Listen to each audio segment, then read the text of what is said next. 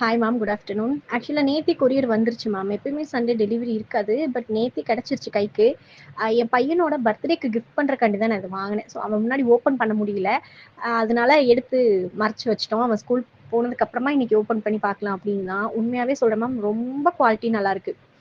எக்ஸலண்டா இருக்கு புக்கோட குவாலிட்டி. ஏன்னா கிட்ஸ் கையில குடுக்கும்போது நம்ம எவ்வளோ பத்திரமா பார்த்துக்கணும், அதுக்கு தகுந்த மாதிரி பயப்படவே வேண்டியதில்ல.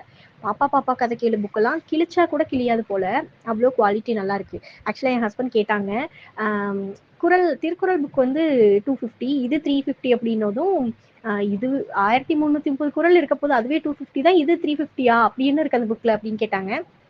ஆக்சுவலா இப்ப இந்த குவாலிட்டியை பார்த்ததுக்கு அப்புறமா தான் தெரியுது ஏன் அதோட காஸ்ட் அப்படி இருக்கு அப்படின்னு. உண்மையாவே மேம், கொஞ்சம் கம்மி காஸ்ட்ல குவாலிட்டி கம்மியா இருக்கிற புக்கு வாங்கி கொடுத்தாலும் மேபி கிழிஞ்சிச்சு அப்படின்னா வேஸ்ட். இது வந்து தாராளமா நம்மளா எடுத்து போடுற வரைக்கும் இந்த புக்கு கிளியாவும் உழைக்கும். அந்த அளவுக்கு நல்லா இருக்கு.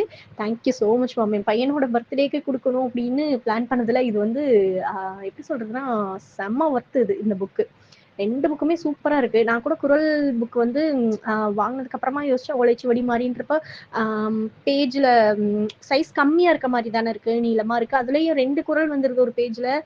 ரொம்ப குட்டி குட்டியா இருக்குமோ, அவனால ரீட் பண்ண முடியாதோ அப்படின்னு. இப்பதான் கிரேட் 2 படிக்கிறாரு. இப்பதான் அந்த ரீடிங்லாம் நாங்க கான்சென்ட்ரேட் பண்ணி அவரை கொண்டு வந்துட்டு இருக்கோம். ஸோ அவனுக்கா ரீட் பண்ணுன்றப்ப ரொம்ப குட்டியா இருக்குமோ எழுத்து அப்படின்னு நினைச்சேன். அந்த மாதிரிலாம் இல்லை. கிட்ஸ் ரீட் பண்ற அளவுக்குமே நல்ல போல்டா தான் இருக்கு லெட்டர்ஸ் எல்லாமே. ரொம்ப ரொம்ப தேங்க்ஸ் மேம்.